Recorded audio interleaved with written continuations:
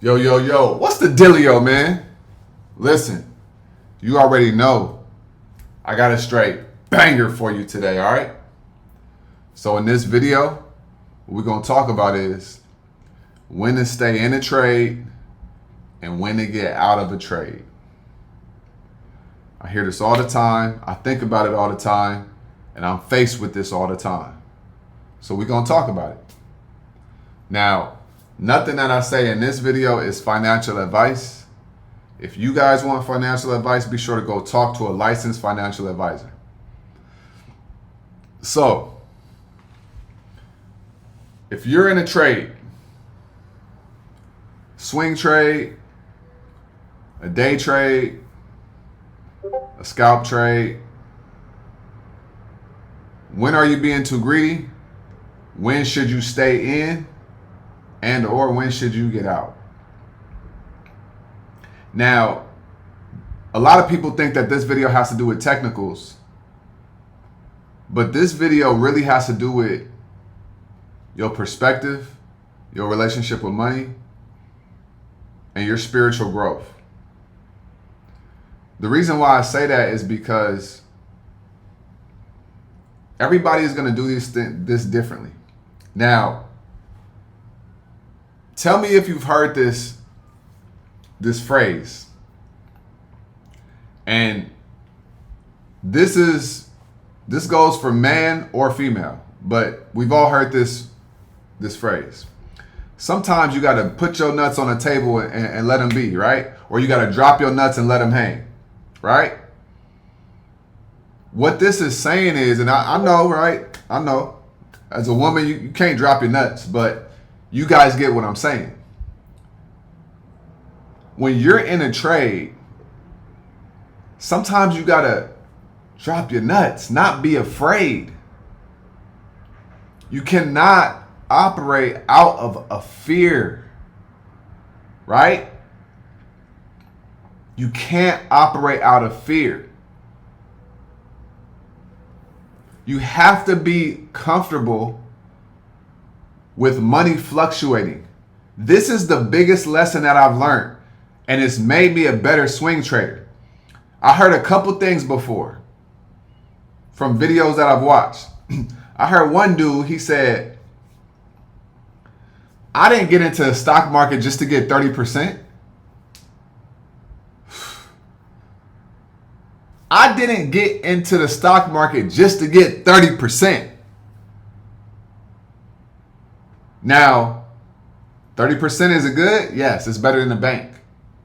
But once you get to a certain level mentally, you start to know your worth. Once you get more comfortable, not just on the charts, but inside the trades, see, that's a different level. When you start to become comfortable being inside of the trade, when your money is fluctuating and going up and down, that's when the game changes for you. I hope that you're following me because we're going somewhere with this. So you have to be comfortable with your money fluctuating, not just being able to analyze the charts. That's the level one, right? So you got the analyzation of the charts, but then you got when you're in a trade. How are you analyzing the candlesticks moving up and down in real time? Right? How comfortable are you with your money going up and down, up and down? So, something I'm going to tell you. Pay attention to the charts and the price action more than you're paying attention to your dollar amount. So what I started doing was, instead of me opening up, like let's say I go out of the house and I'm not by my computer. Okay. And I'm in some swing trades because I like swing trading. If I'm like scalp trading or day trading, I'm on the computer.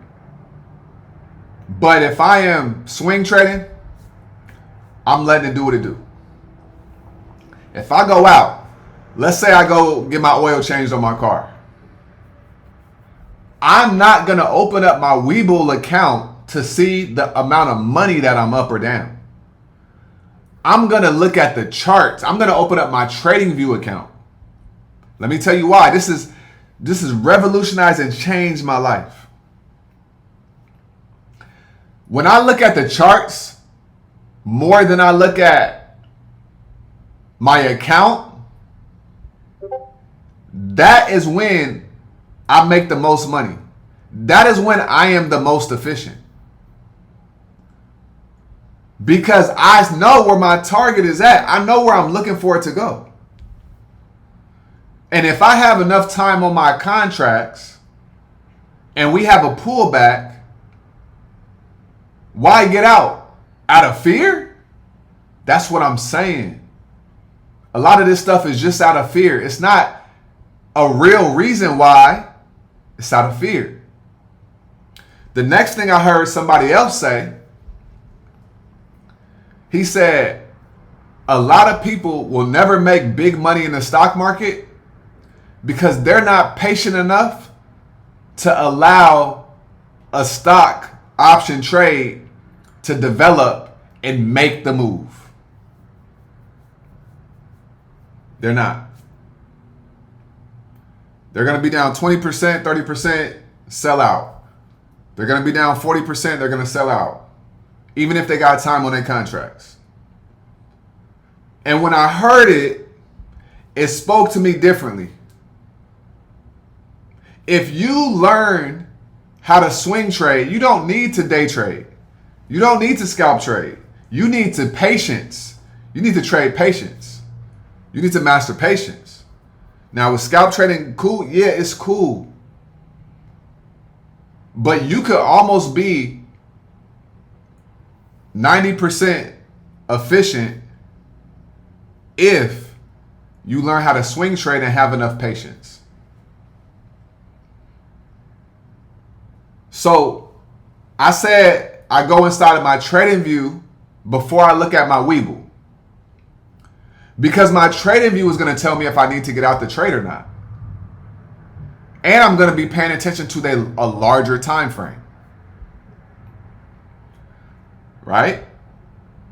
Another thing to think about is my position size. I always talk about managing your risk. I've talked about putting an amount in a trade that you're okay with losing over 50% of. If you're expecting a big move and you got a really good entry point,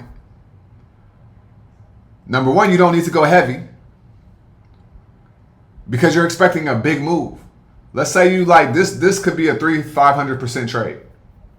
Okay, cool. If this could be a 300 to 500% trade and you get in at the bottom, and then this happened to me today. Stock comes up. I'm up about 80%, maybe 100%. It came down. The market closed and I was at like positive 15%. But here's the thing right here, y'all. If a stock goes up and it comes down, you didn't lose anything. See, a lot of times y'all think, oh, I was up here and now I'm down here. You didn't lose any money. Your trade is still green and you haven't taken profit. You did not lose any money. So a lot of times we get out of trades due to the fear of what could happen rather than honoring what is actually happening and not paying attention to the larger time frames. Not paying attention to the larger time frames. And then also not knowing, is this a day trade? Is this a swing trade? If it's a swing trade, you need to be focused on the daily time frame. If we're talking about days, you need to be paying attention to that market structure. Stop paying attention to your P&L. Stop paying attention to the numbers. Pay attention to the charts. The charts are going to tell you if you need to get out without you looking at your P&L. I cannot stress this enough. I have a watch list anytime I get into a swing trade. I have a watch list. I make the list on my trading view. And then what I do is when I'm in the swing trades and I want to see where my trade is at, I go and I look at the chart, because that lets me know if I need to get in or get out, or stay in or get out. I'm not looking at the money, because this is how you could be up 50% and you're sitting on a trade that could go to 300%. You're sitting on gold, but you're looking at the money and not the actual charts. Really think about that. Really think about that. You got time on your contract, but because you're down by 25%, you can't stomach that, and or you over leveraged, you don't like how that feels, and now you over here like, dang. Now you just sell out and now you lost money for no real reason, because you didn't have the patience. I want you to start looking at trading like, okay, I got 2 racks here. In 2 months, I'm going to grow this 2,000 into 4,000 through swing trades. That's how you think about it. You don't think about it like, okay, I got 2,000, I got $1,000, and I'm going to turn this to a $10,000 in a month. I'm not saying it can't be done, but what I'm saying is, if you have a longer outlook on the thing, you will be in a lot better situation. And also, what is your relationship with money? If you are afraid to lose money, you will never stay in a trade long enough to see it really pop and go crazy. You have to operate out of pure abundance. There's no way around it. You gotta operate out of abundance. You have to. So can you operate out of abundance? Can you start looking at your charts more than you're looking at your Webull account or your Robinhood account and see how much you're up or down? And think about it. If you're looking at how much you're up or down, it's going to make you feel better or make you feel worse about the trade. But if it's holding the structure on the chart, you're going to be more logical about your analysis of it. These are just things to think about, y'all. So listen, I hope that this video helped you out. I'm not here to tell you guys what to do. I'm here to help you elevate your thinking and learn how to think in a different way that's going to get you to where you want to go. All right? So like I always say, y'all, make sure you get up out your head. Go get into this world, because your head is a dangerous place to live. All right? And also remember, y'all, the more you study, the less you worry. All right? Y'all have a great day. I will holler at you guys on the next video. Y'all stay smooth, man. Peace.